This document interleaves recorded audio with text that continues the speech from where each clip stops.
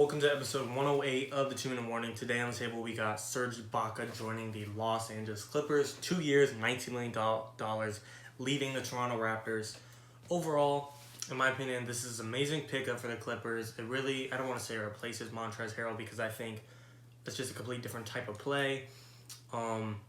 Serge is definitely more in the paint and more rebound central kind of guy, and Serge and Montrezl Harrell was just a big leadership role and presence for the Clippers. That was really, Serge is kind of a quiet dude that's not going to be replaced, and I don't think Montrezl's main role was rebound. His was, I don't want to say he was everything because he's not the greatest shooter, but he was more all around than Serge for sure, in my opinion.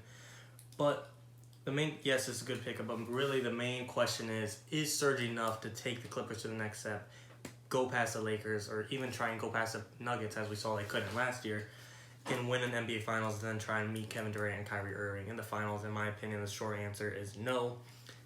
At least as of today.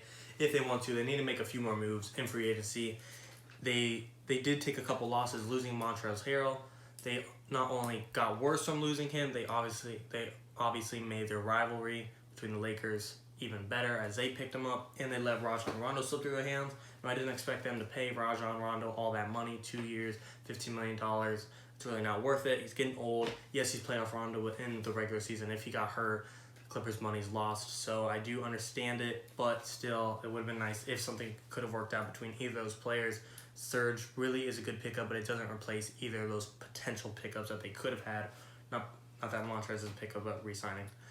So I do think this is still a 50-win team. Well, maybe in the this season we're only going to have 72 games, so I don't know how that's going to play out exactly. Probably not 50 wins, but in a regular season, 82, this would be a 50-win team between Kawhi, Paul George, Lou Williams, Pat Bev, Serge Ibaka. I don't know if that's who they're going to roll with, so starting five, but it's a good start for sure. But come playoff time, when you face LeBron, who just picked up Marc Gasol, I think Marc Gasol and Serge cancel each other out, and really, in my opinion, Marc's even better than Serge Ibaka. For the Lakers, that was a greater pickup than picking up Serge. Anthony Davis cancels out whoever you want on the Lakers. Let's say he takes out Paul George, LeBron and Kawhi cancel out, and you can't even say they cancel out. We know Anthony Davis is way better than Paul George, so that's a point plus. That's an extra plus for the Lakers. And then Dennis Schroeder, and I don't know, LeBron would actually probably play point guard for the Lakers.